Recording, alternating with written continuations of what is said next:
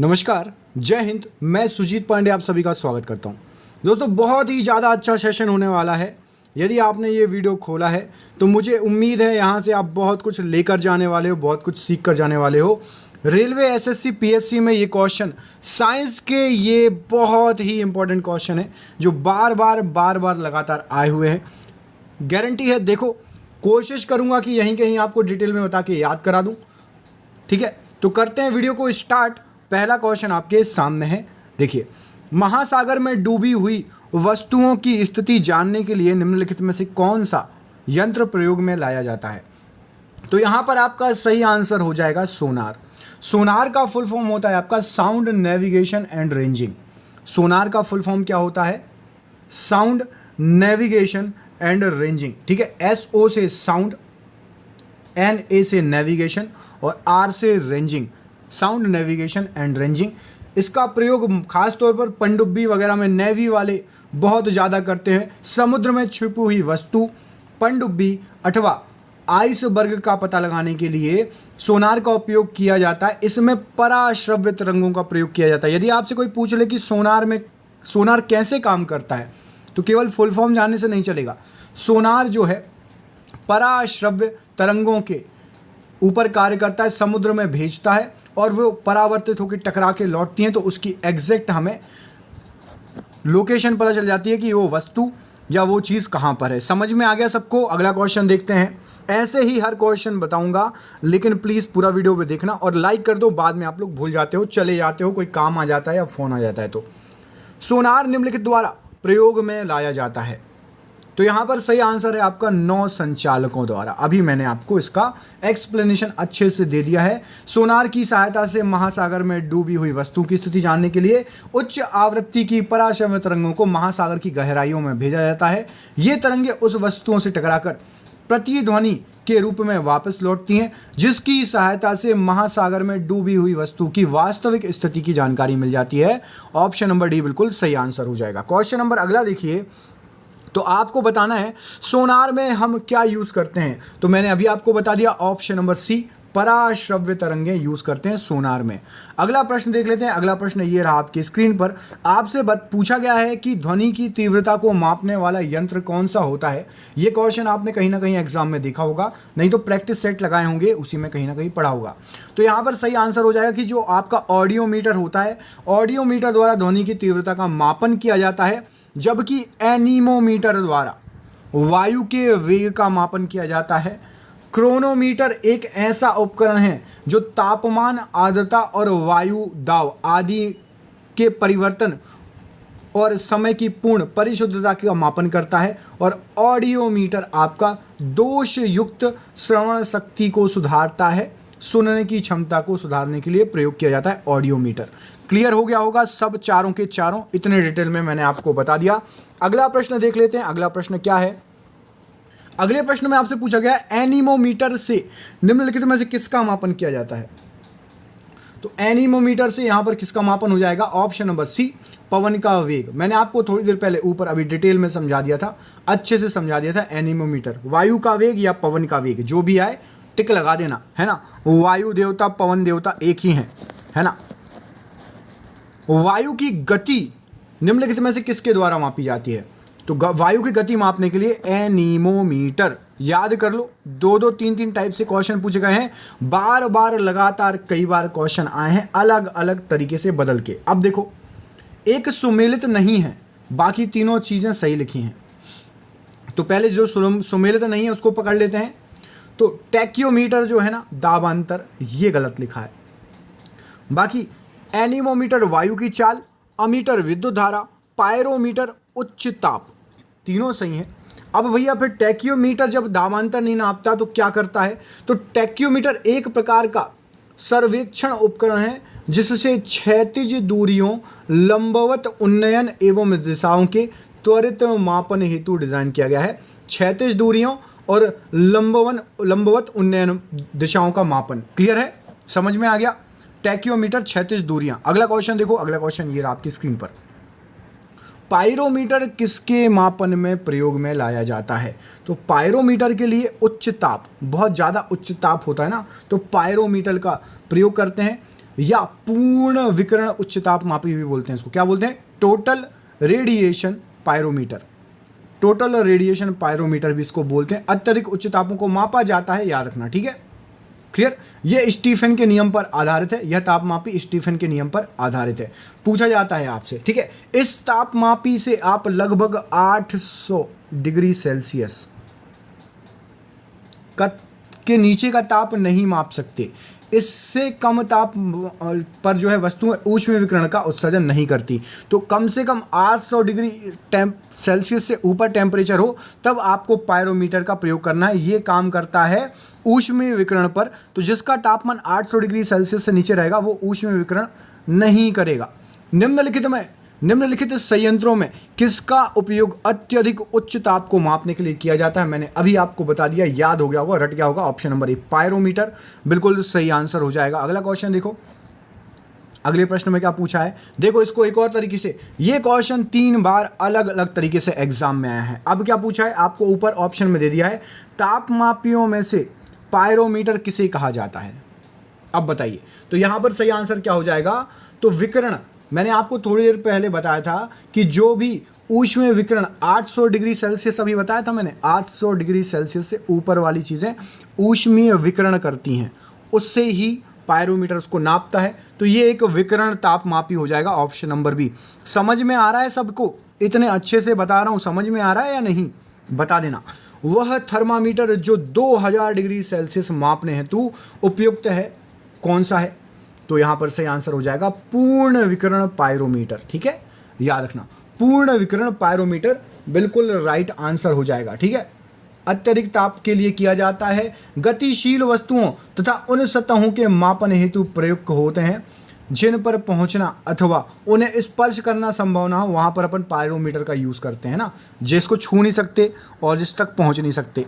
अगला क्वेश्चन देखो क्या लिखा है, पायर हिलियोमीटर का उपयोग, नाम सुना है आप लोगों में से किसी ने इसका पहले, का प्रयोग निम्नलिखित में से किसको मापने के लिए किया जाता है? बताइए। पायर हिलियोमीटर, तो यहाँ पर सोलर रेडिएशन के लिए ये वर्ड यूज़ किया जाता है। सोलर रेडिएशन जो होता है ना, उसको मापने के लिए ये यूज़ किया जाता है। सौर विकिरण को मापने के लिए मुख्यतः 2 प्रकार के उपकरण होते हैं। एक तो यही पायर हिलियोमीटर और दूसरा होता है पाइरेनोमीटर। कौन सा? पाइरेनोमीटर। ये दोनों नाम याद रखो, स्क्रीनशॉट लेना तो ले लो। पाइरेनोमीटर और आपका पायर हिलियोमीटर। अगला क्वेश्चन देख लेते हैं। ये रहा आपकी स्क्रीन पर। मैनोमीटर के द्वारा क्या मापा जाता है? मैनो है ना, माँ मछली वाला। तो मैनोमीटर होता है भैया, गैस के दाब को मापा जाता है। ऑप्शन नंबर बी, गैस के दाब को मापने के लिए मैनोमीटर का यूज़ होता है। कई बार एग्जाम में आया हुआ क्वेश्चन है, याद रखना है आपको, है ना। चलो अगला क्वेश्चन देखो, बहुत बढ़िया, ऐसे ही पढ़ो अच्छे से, हमेशा रट जाएगा, ठीक है। यहाँ पर जोड़ी बना देता हूँ मैं आपके लिए, पहले ही ऑप्शंस नीचे दिए हैं, या फिर पहले आप एक बार पढ़ लो, ठीक है। चलो मैं बता ही देता हूँ आपको सीधा सीधा, ठीक है। अमीटर से किसी विद्युत परिपथ में प्रवाहित होने वाली विद्युत धारा का मापन किया जाता है। किसका? धारा का, ठीक है। इसके बाद आपका है हाइग्रोमीटर। तो हाइग्रोमीटर से वायुमंडल की आपेक्षिक आर्द्रता को मापते हैं। वायुमंडल की सापेक्षिक आर्द्रता कहाँ लिखा है? ऑप्शन नंबर 4 में लिखा है। अब स्प्रिंग तुला क्या मापेगी? तो स्प्रिंग तुला से किसी वस्तु के भार का मापन किया जाता है। तो ये चीज़ आ जाएगा 2 पर। और बैरोमीटर क्या है? तो बैरोमीटर से आपका वायु दाब मापा जाता है, डी का ए हो जाएगा, ठीक है। स्क्रीनशॉट लेना हो तो ले लीजिए।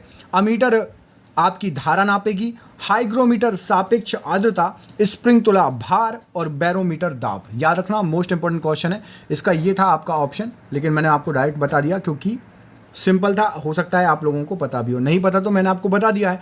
निम्नलिखित युग्मों में से कौन सा एक सही सुमेलित नहीं है? एक चीज़ गलत लिखी है, बाकी 3 चीज़ें बिल्कुल सही सही सही। बताइए क्या हो जाएगा सही आंसर। सबसे पहले गलत वाले को अलग कर लेते हैं। तो एमीटर विद्युत शक्ति मापन, ये गलत लिखा हुआ है। एमीटर या फिर अमीटर बोलते हो, ठीक है। अमीटर, ये अभी आपको इसके जस्ट पहले वाले क्वेश्चन में मैंने आपको बताया था कि उससे विद्युत धारा मापते हैं, विद्युत शक्ति नहीं। बाकी ओडोमीटर, वाहनों के पहियों द्वारा तय की गई दूरी नापने के लिए ओडोमीटर। आपकी गाड़ी में ओडोमीटर लगा रहता है जिसमें किलोमीटर दिखाता है ना, कितने किलोमीटर चल लिया आपने, वो ओडोमीटर होता है। मोटरसाइकिल में जो मीटर लगाता है स्कूटी में, वो कौन सा मीटर है? आप कोई किसी से पूछना अपने दोस्त से कि भाई ये बताओ, ये जो किलोमीटर ऐसा चलता रहता ना, मैं बता देता हूँ, ऐसे खाने बने रहते 1 2 3 4 है ना, यहाँ पर नंबर लिखे रहते हैं 9 1 4 है ना। तो ये जो खाने रहते ना, जो ये तार लगा रहता है गाड़ी में नीचे जाके, वो ओडोमीटर का काम होता है। ऑन्डोमीटर क्या होता है? तो विद्युत चुंबकीय तरंगों की आवृत्ति। देखिए सिर्फ थोड़ा थोड़ा फर्क है। ऑन्डोमीटर में विद्युत चुंबकीय तरंगों की आवृत्ति और ऑडियोमीटर ध्वनि तीव्रता का मापन। इसका स्क्रीनशॉट ले लो, इसको मैं काट देता हूँ, लो स्क्रीनशॉट ले लो इस क्वेश्चन का। बाकी तीनों नाम एक से हैं लगभग, लेकिन काम अलग अलग। एक बार देख लो, एग्जाम में पूछा जाएगा आपसे, ठीक है। अगला क्वेश्चन देखो। वायुमंडलीय दाब को मापने में यंत्र का प्रयोग किया जाता है, उस यंत्र का थोड़ा नाम बता सकते हैं कि आप मुझे? क्या हो जाएगा सही आंसर? तो बिल्कुल सही आंसर इसका हो जाएगा आपका बैरोमीटर। ऑप्शन नंबर बी बिल्कुल सही आंसर हो जाएगा। बैरोमीटर का उपयोग करते हैं। बैरोमीटर में पारा भरा होता, पारा, ठीक है। और पारे का अचानक नीचे आ जाना तूफानी मौसम की चेतावनी देता है। पारा भरा है, ठीक है इसमें, और पारा एकदम से गिर के यहाँ था पहले, अब यहाँ पर आ गया, नीचे आ गया, मतलब भैया तूफान आने वाला है, तूफानी संकेत है।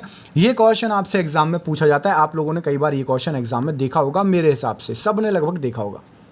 साधारण बैरोमीटर में कौन सा द्रव भरा होता है? इसलिए बोलता हूँ मेरी हर एक बात को अच्छे से सुनोगे तो आपको कभी भी कोई गलती नहीं होगी, है ना। तो साधारण बैरोमीटर में आपका पारा भरा रहता है, ठीक है। पारा या हवा या जल, इन सब का प्रयोग करते हैं, लेकिन एल्कोहल का प्रयोग नहीं करते, ठीक है। बहुत पहले एल्कोहल तापमापी आते हैं, लेकिन अभी आपका निम्न ताप मापने के लिए, टेम्परेचर मापने के लिए एल्कोहल थर्मामीटर का यूज़ होता है। लेकिन बैरोमीटर में आपका द्रव के रूप में पारा भरा रहता है, और कई जगह पानी का भी यूज़ करते हैं। तो हम यहाँ पर इस क्वेश्चन को स्टार मार्क कर देंगे, सबको नंबर दे देते हैं। यहाँ पर सही आंसर क्या? उपरोक्त सभी नहीं है, लेकिन पारा और पानी, लेकिन मोस्टली मैंने आपको बताया पारा। यहाँ पे चूंकि जल भी ऑप्शन में दे दिया है तो ये कंफ्यूज कर रहा है, क्योंकि जल का भी होता है, बैरोमीटर में जल भी मापते हैं, ठीक है, मतलब जल भी भरा होता है, लेकिन बहुत कम, रेयर, मोस्टली पारा, ठीक है। अब आप समझ गए होंगे मैंने क्या बताया, कंफ्यूज नहीं कर रहा हूँ मैं आपको, मैं इसलिए बता रहा हूँ कि कहीं आपको, अब बताइए आंसर A B C, और यहाँ पर हम कुछ और आपको ऑप्शन दे देते हैं। यहाँ पर दे देता हूँ मैं आपको सोडियम, ठीक है, या मिट्टी का तेल, कुछ भी दे देता हूँ। तो आप क्या आंसर लगाओगे? आप बोलोगे कि पारा तो है ही नहीं, उस समय आपको जल आंसर लगाना है, ठीक है, क्योंकि जल भी भरा होता है कुछ बैरोमीटर में। सर्च कर लेना गूगल पर, नहीं तो बाकी तो समझ ही गए होगे, सर्च करने की नौबत नहीं आएगी, जो मैंने बताया उसको समझ लो। दूध का आपेक्षिक घनत्व ज्ञात किया जाता है किससे? तो दूध का आपेक्षिक घनत्व आप ज्ञात करते हो लैक्टोमीटर से। ऑप्शन नंबर सी यहाँ पर सही आंसर हो जाएगा। सबने पढ़ा होगा, दूध का आपेक्षिक घनत्व, दूध की शुद्धता का मापन लैक्टोमीटर की सहायता से होता है, ठीक है, हाँ। और वसा की मात्रा, दूध में कितना वसा है उसको मापते हैं ब्यूरोमीटर से। ये लिखा है ब्यूरोमीटर। इससे दूध या दूध उत्पादों में वसा की मात्रा मापते हैं ब्यूटीरियोमीटर से, है ना, ब्यूटीरोमीटर, याद रखना, क्लियर है, समझ गए। लैक्टोमीटर आपेक्षिक घनत्व और ब्यूटीरोमीटर होता है वसा, कितना वसा है, वसा को मापने के लिए। अगला क्वेश्चन देखो, ये रहा आपकी स्क्रीन पर अगला क्वेश्चन। दूध के घनत्व को किसके द्वारा मापा जाता है? घनत्व, तो यहाँ पर आपको वही सही आंसर हो जाएगा भैया, लैक्टोमीटर ही यूज होता है दूध के घनत्व के लिए। अगला प्रश्न देख लेते हैं, ये रहा आपकी स्क्रीन पर। आपसे पूछा गया है भैया वायुमंडल की सापेक्ष आर्द्रता किसमें मापी जाती है? तो यहाँ पर सही आंसर है आपका हाइग्रोमीटर। आपको ये बताया था मैंने, हाइग्रोमीटर, वेरी गुड। अगला क्वेश्चन देखो, एग्जाम में आया हुआ अगला क्वेश्चन। अगले क्वेश्चन में पूछा गया है हवा में आर्द्रता को मापने के लिए कौन सा उपकरण प्रयोग में लाया जाता है? तो हवा में आर्द्रता को मापने के लिए हाइग्रोमीटर बिल्कुल सही आंसर है, ऑप्शन नंबर डी। थोड़ा इंग्लिश करके ऑप्शन दे दिया। एग्जाम में जो भी क्वेश्चन आ सकते थे मैंने पूरे उठा लिए, जिस टाइप से पूछे हैं। सेम क्वेश्चन है तो फटाफट निकालते जा रहा हूँ। वायु में आर्द्रता हाइग्रोमीटर, ऑप्शन नंबर ए। ठीक है, पढ़ लिया। अगला क्वेश्चन देखो इतनी बार हाइग्रोमीटर पूछा है कि समझ जाओ कि आपके एग्जाम में भी आ जाए तो कोई अचंभा होने की बात नहीं है। आप सोचते रहोगे कि इजी क्वेश्चन है, लेकिन आ सकता है। वातावरणीय आर्द्रता एक और बार है, देखो है क्या, ये है।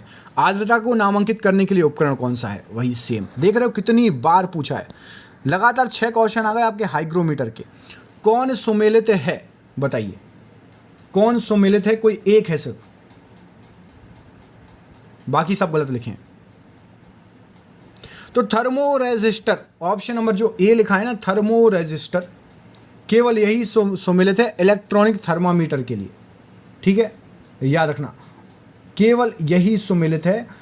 उपकरण तापमान में परिवर्तन के साथ अपने प्रतिरोध को बदलता है। केवल ऑप्शन ए बिल्कुल सही आंसर हो जाएगा। अगला क्वेश्चन देखो, रक्त दाब मापने के लिए किसका उपयोग करते हो भैया, रक्त का प्रेशर, ब्लड प्रेशर मापने के लिए स्फिग्नोमैनोमीटर, ब्लड प्रेशर की मशीन जो रहती है ना, क्या होती है, स्फिग्नोमैनोमीटर, बिल्कुल सही आंसर हो जाएगा। ठीक है, याद रखना, क्लियर। अगला क्वेश्चन देख लेते हैं, ये रहा आपकी स्क्रीन पर। निम्नलिखित में से किसे 1500 डिग्री सेल्सियस से अधिक ताप मापने हेतु प्रयोग में लाया जाएगा, तो यहां पर सही आंसर है आपका पायरोमीटर।